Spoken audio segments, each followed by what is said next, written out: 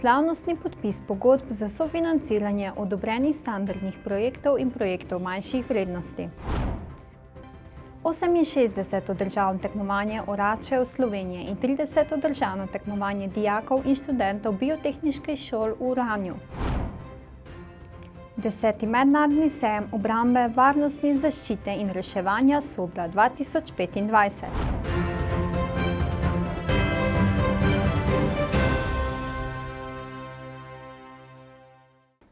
Drage gledalke in gledalci, lepo pozdravljeni v novi oddaji Dogodki. Tudi danes smo z vami, da skupaj pogukamo v dogajanje v Pomurju. Sproščeno, zanimivo in z nekaj svežine. Na Ptuju ob Ptujskem gradu je potekal podpis pogodb za standardne in manjše projekte programa Interreg Slovenija-Avstrija 2021-2027. Ministrstvo za kohezijo in regionalni razvoj kot organ upravljanja Interreg programa Slovenija-Avstrija za programsko obdobje 2021-2027 je na Ptuju v prostorih Ptujskega gradu pripravilo slavnostni podpis pogodb o sofinanciranju odobrenih projektov iz Evropskega sklada za regionalni razvoj. Skupaj je bilo podpisanih 31 pogodb, 11 za standardne projekte in 20 za projekte manjših vrednosti. Pogodbe zajemajo projekte odobrene v okviru tretjega roka javnega razpisa za standardne projekte ter drugega roka javnega razpisa za projekte manjših vrednosti.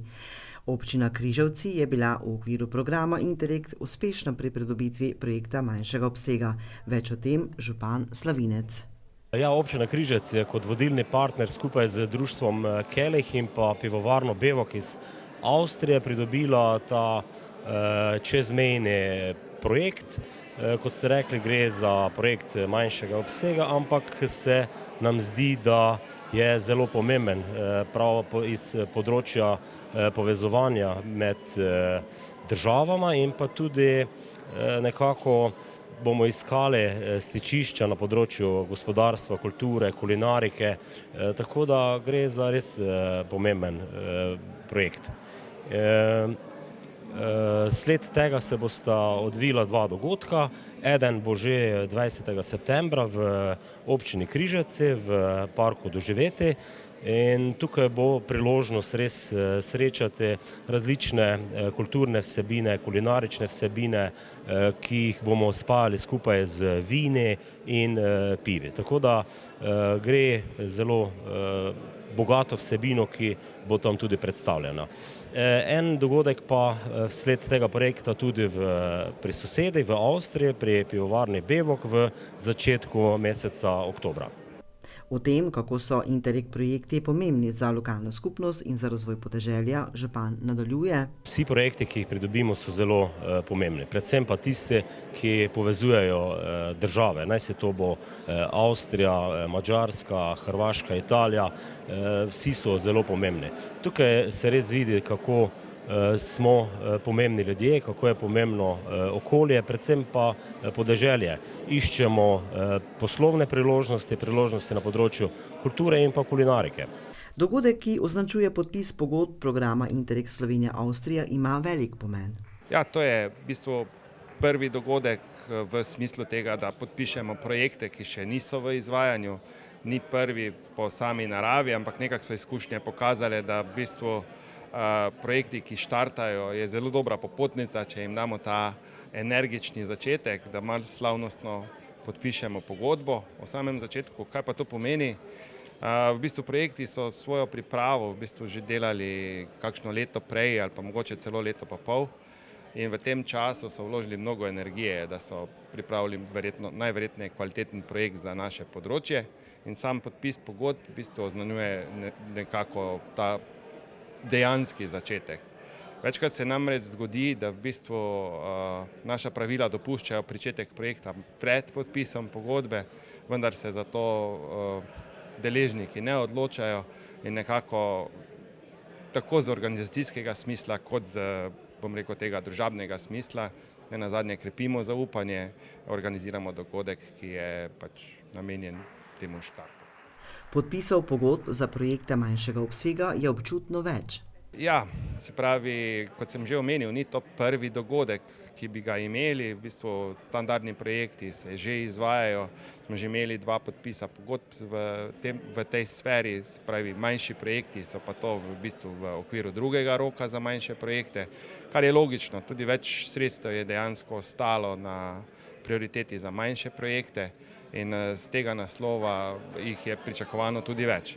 Po drugi strani pa manjši projekti pomenijo projekte do 25.000 evrov, kar pomeni, da so res manjši, medtem ko te standardne projekte, ki smo danes podpisovali, v bistvu sežejo tudi čez milijon. Tako da primerjava je očitna. Bi pa nas zelo veselilo, če bi denarja seveda bilo več in bi imeli tudi standardnih projektov lahko potem tudi več. Kakšen je preostali obseg sredstev in število razpisov v tej finančni perspektivi? Glede na to, da smo kombinirali podpis pogodb tako za majhne kot velike projekte, je verjetno jasno, da se pregibamo k temu koncu razpisnega dela programa.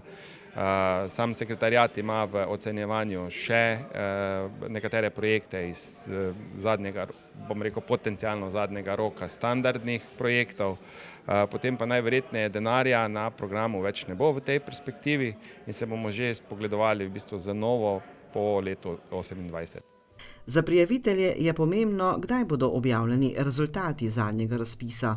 Kot je ob tem povedal Markela, ekipa glede na obseg dela razporeja naloge, da vse poteka nemoteno. Nekako pričakujemo, da v začetku drugega leta bomo v bistvu že imeli tudi znane, bom rekel, na nek način zmagovalce tega potencialno zadnjega roka, se pravi tega razpisa Interreg Slovenija-Avstrija. Prihaja nova finančna perspektiva 2028-2035. Na vprašanje, v katero smer se bo usmerila, Markela pojasnjuje, da je komisija doslej objavila le zakonodajne predloge. V bistvu so se definirala področja, sama organizacija je v bistvu predvidena, da bo izvedena bistveno drugače v obliki nacionalnih razvojnih programov. Zdaj, če bo temu tako, bo verjetno še trajalo kakšno leto, leto pa pol, da pridemo do, bom rekel, končnega žegna po domače Evropske komisije, Sveta Evrope in pa se pravi samih premijejev. Tako da, kaj bo prišlo iz tega trialoga, je težko napovedati. Sam predlog, ki pa govori o tem, kako bi naj izgledala pač perspektiva po letu 2028, pa v bistvu bistveno ne posega v ta finančni del. Na nek način združuje kmetijsko politiko, regionalni razvoj, kar ste lahko z osnutkom tudi prebrali, če pa še niste, pa vam toplo priporočam. V bistvu postavlja na nekako drugačne temelje to evropsko politiko in seveda definitivno bo predlog šel v to smer, da se podpirajo evropske prioritete. Katere je tukaj za izpostaviti, je verjetno dosti izobraževanja, kjer vidimo, da imamo po celi Evropski uniji kar manjko.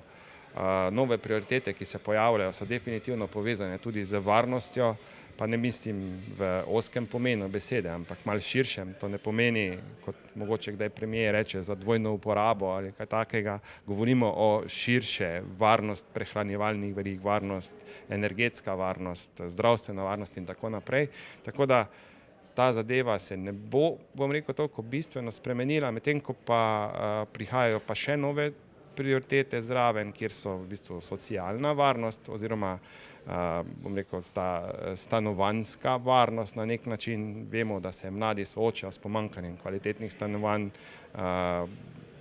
Fond, ki ga imamo, v bistvu je ali dotrajan, ali ga bo potrebno še zgraditi in tako naprej. Tako da sama tendenca teh programov, katere mi podpiramo, bo najverjetneje to tudi občutila v smeri, bom rekel, nekega premika tudi k tem evropskim prioritetam, ki mogoče danes niso bile tako izražene.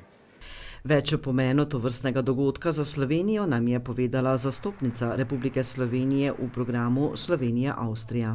Je to priložnost, da vidimo partnerje, če ne drugega, vsaj vodilne partnerje v živo, z njimi izmenjamo nekaj besed, v bistvu vzpostavimo neke vezi, preko katerih oni pridejo brez težav potem tudi do nas, kadar rabijo kakšen nasvet, kad ne znajo kakšne stvari narediti v skladu s programskimi pravili. Torej mi smo nekako podpora skupnemu sekretariatu in organu upravljanja pri izvajanju programa. Kot je povedala Križ, na programu Slovenija-Avstrija dosegajo zelo dobre rezultate. Razliko od drugih dveh programov čezmejnih, pri katerih sodelujem, bolj usmerjen v gospodarstvo, tako da je malo drugače. Pa moram reči, da me zelo veseli, da je na drugem roku prišlo veliko interesa za projekte male vrednosti, ker na prvem roku jih je bilo presneto malo, pa nas je bilo malo strah, kaj, a zdaj ne bojo sodelovali, pa smo pa ugotovili, ne, želijo se sodelovati, samo očitno niso še čisto dobro poznali samega načina dodeljevanja sredstev, ker je to neka novost v tem obdobju. Več o projektu, ki ga je pripravila občina Moravske Toplice in pisarna Campus iz Gradca. Ja, das Projekt heißt Dirdet, das wir gemeinsam... Projekt ima naslov Dirdet, ki smo ga pripravili skupaj občina Moravske Toplice in naša pisarna Campus iz Gradca, kjer se ukvarjamo predvsem s prostorskim načrtovanjem in urbanim razvojem. Tretji partner, ki ga danes ni tukaj, je mestna občina Vojcberg. Gre za načrtovanje mestnega razvoja skupaj z Univerzo iz Maribora, s pomočjo tako imenovanega digitalnega dvojčka, s katerim lahko modeliramo načrtovanje razvoja in pri tem ugotavljamo, kakšne učinke bi lahko imel nek ukrep na področju varovanja podnebja, mobilnosti, oživljanja mestnega središča. Kako dolgo traja projekt in kako pomembni so čezmejni Interreg projekti? 36 monate, 3 jahre. 36 mesecev oziroma 3 leta. Z našo pisarno smo sodelovali že v številnih EU projektih, kar je za nas zelo pomembno, saj lahko na ta način izmenjamo izkušnje ter se od slovenskih partnerjev tudi česa naučimo. V pomenu podpisa tovrstne pogodbe Campus nadaljuje. Tega smo seveda veseli, saj predstavlja uradni začetek projekta in zato sem se tega želel tudi osebno udeležiti. Izbrani projekti bodo bistveno prispevali k zmanjševanju teritorialnih razlik v čezmejnih regijah, spodbujali pozitivne spremembe in odpirali nove priložnosti za razvoj. V Prekmurju je potekalo že 68. državno tekmovanje oračev Slovenije in 30. državno tekmovanje dijakov in študentov biotehniških šol v Oranju. Zveza za tehnično kulturo Slovenije je v sodelovanju z Biotehniško šolo Rakičan, Društvom oračev Pomurja, Mestno občino Murska Sobota ter Kmetijsko-gozdarsko zbornico Slovenije v Prekmurju organizirala že 68. državno tekmovanje oračev Slovenije ter 30. državno tekmovanje dijakov in študentov biotehniških šol v Oranju.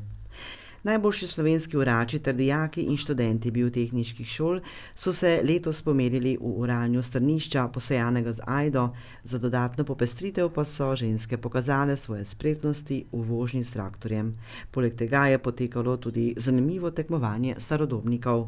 Več o pripravi tekmovališča nam je povedal vodja tekmovanja Dejan Kočiš. Organizacija poteka že leto dni, dobro leto prej. V glavnem predhodno se treba dogovoriti z lastnikom zemljišča. To pomeni, da se tudi prilagodi kolobar za samo tekmovanje. Letošnjem letu je posebnost to, da smo pač izbrali za samo oranje sejano ajdo v pač strnišče. To pomeni, da so pogoji potem tudi v prvem dnevu in drugem dnevu si enaki. Tekmovalce, kot nam je povedal Kočiš, izbirajo že na sami šoli. Ta način, da pač organiziramo tabor oračev, potem v tistem letu se potem udeležimo s temi dijaki tudi regijskega tekmovanja in regijsko tekmovanje je potem tudi nekako kvalifikacija za nastop na državnem tekmovanju. Pri tekmovanju oračev se ocenjevanje izvaja po natančno določenih kriterijih, ki upoštevajo tehnično znanje, spretnost in kakovost izvedene brazde. Več o tem Franc Krpič. Pri tekmovalnem oranju se ocenjujejo več stvari pri oranju, se pravi najprej je razor, potem je izdelava krone, glavno oranje in pa zaključek oranja. Pri vsakem delu, elementu se ocenjuje več točk in potem tudi na koncu grata tista razlika, kateremu laičnemu gledalcu pravijo, da dosti razlik ni, ampak ko se pa vsi elementi ocenjujejo in skupaj izberejo, je pa grata tista razlika in potem dobimo tudi zmagovalca najprej regijskega, potem pa tudi danes tu v Rakičanu državnega tekmovanja, tako šol kot tudi krajnikov in pa obračalnih plugov. Letošnjo tekmovanje je privabilo 16 tekmovalcev na krajnikih in obračalnih plugih ter 10 na starodobnikih in navadnih plugih. Tekmovanja v Uranju se je udeležil Filip Gider, ki je tekmoval z obračalnim plugom. Mladim kmetom je posredoval pomembno sporočilo o prihodnosti njihovega dela in razvoja. Zdaj sem na tekmivljen drugo leto na obračalnem pluge. Lansko leto sem bil na regijskom pa državnom, pa tudi letos isto na obema. Uranje poteka po določenu, pač prvo se odprej brazda, te se zaprej, te se dale orje, pa ja, mladim kmetom pa bi sporočil, tudi če so razmere slabe, ko se ne obupa, ker brez kmetijstva pa itak življenje ne more dalje iti. Tekmovanje v Uranju povezuje lokalne skupnosti, spodbuja medgeneracijsko sodelovanje ter prispeva k krepitvi pomena kmetijskega dela in podeželja. Vsekakor je občina trdno vezana na okolje, torej s tem tudi povezano s kmetijstvom, ne samo kmetijstvom, turizmom, gospodarstvom, pravzaprav vse, kar diha okrog v vsaki občini, v vsaki lokalni skupnosti, tako da je državno tekmovanje oziroma sploh tekmovanje oračev vedno dobrodošla zgodba v vsaki občini. Jaz smatram, da smo danes tukaj v občini Murska Sobota v Rakičanu res naredili nekaj dobrega, dobro odločitev, konec koncev je tukaj kmetijska šola oziroma biotehnična srednja šola Rakičan, tako da si ta okolje tudi to zasluži.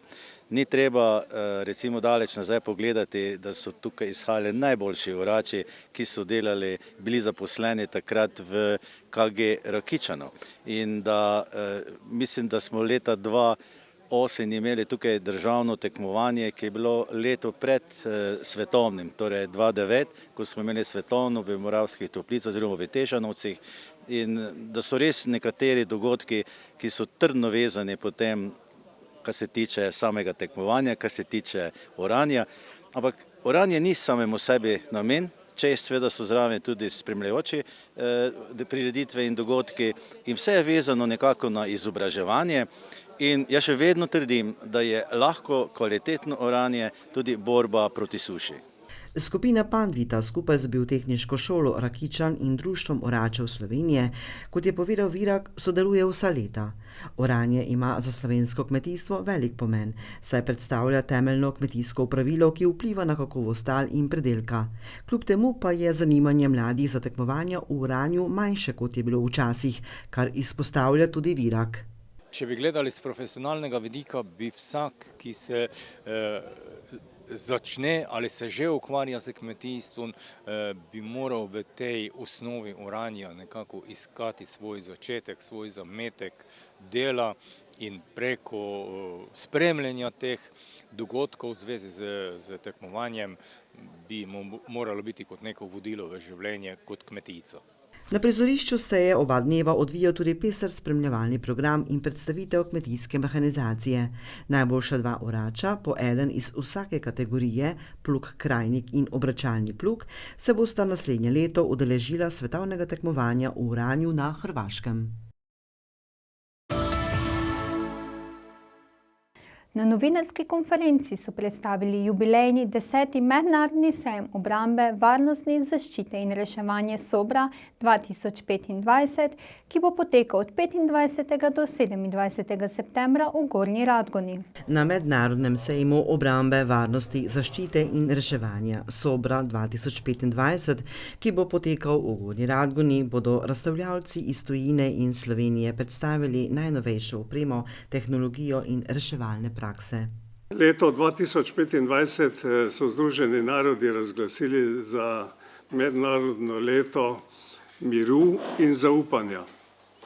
Zdaj, vsekakor bi težko zdaj ocenjevali, kako resno so vzeli to geslo voditelji, svetovni voditelji in pa tudi politiki in diplomati.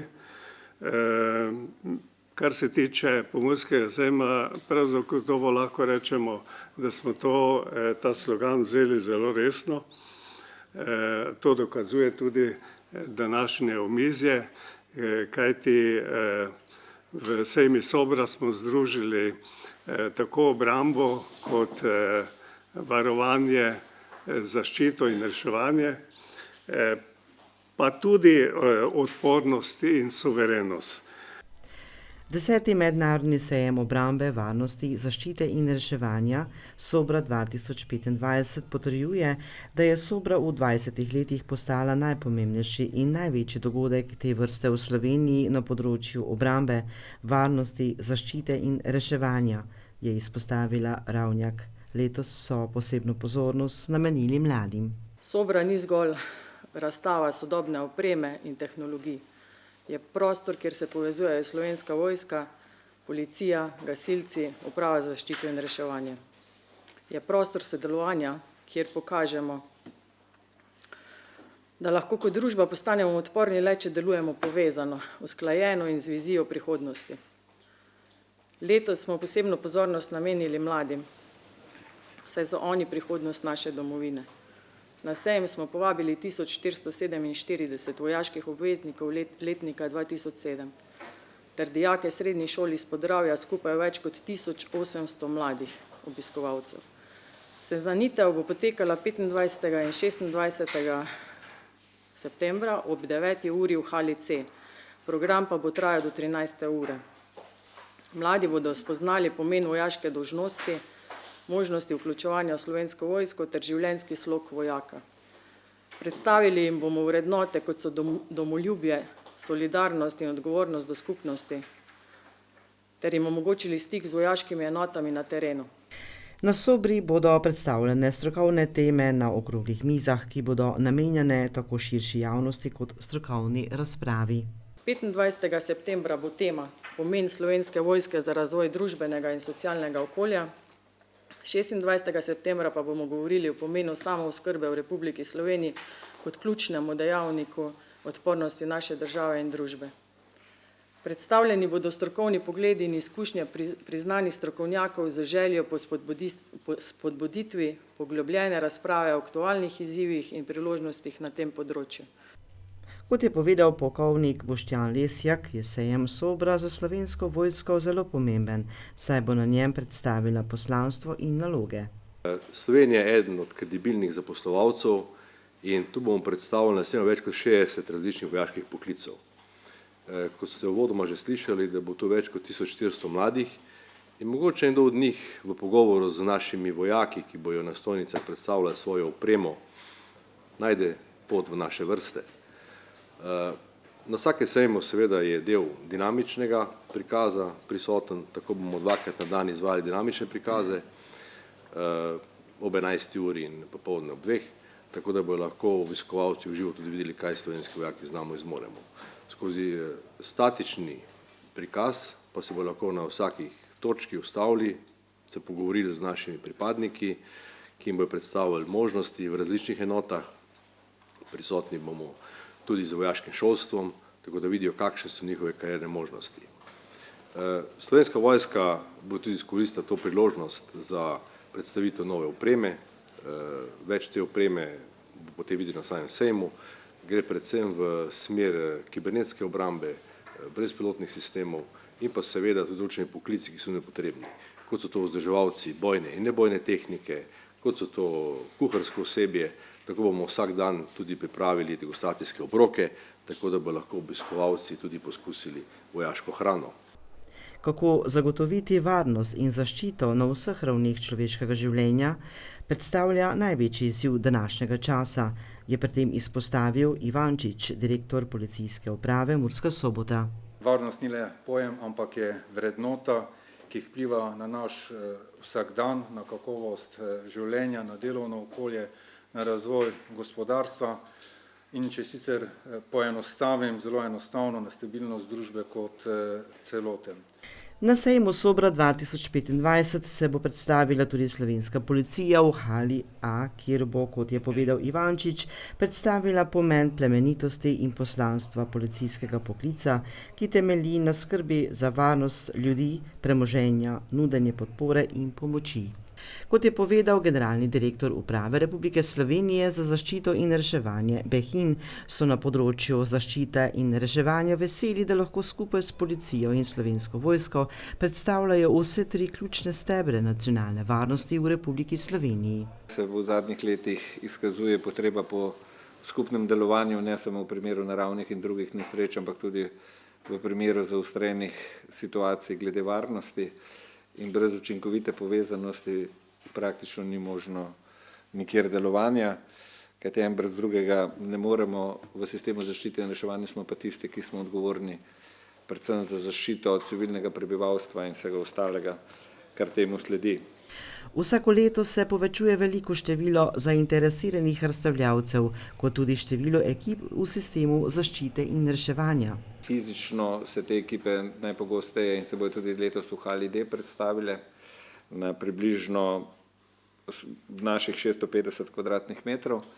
Zelo pa si želimo tudi seveda predstavitve opreme in vsega ostalega v zunanjem delu in tega bo letos približno na 1800 metrih. Moram pa priznati, da je bil interes predvsem sosednjih držav, ki bodo tukaj prisotne z svojimi praksami, Hrvaška, Italija, Madžarska in tudi Avstrija zelo velik, tako da smo morali nekatere tudi zaradi prostorskih omejitev nekoliko zmanjšati njihovo prisotnost in bom rekel, se bomo veliko bolj potrudili tudi z naše strani za bienalno čez 2 leti srečanje, kajti interes in prepoznavnost Slovenije v sistemu zaščite in reševanja strmo narašča in tudi drugi si želijo obiskati sam sejem Sobra.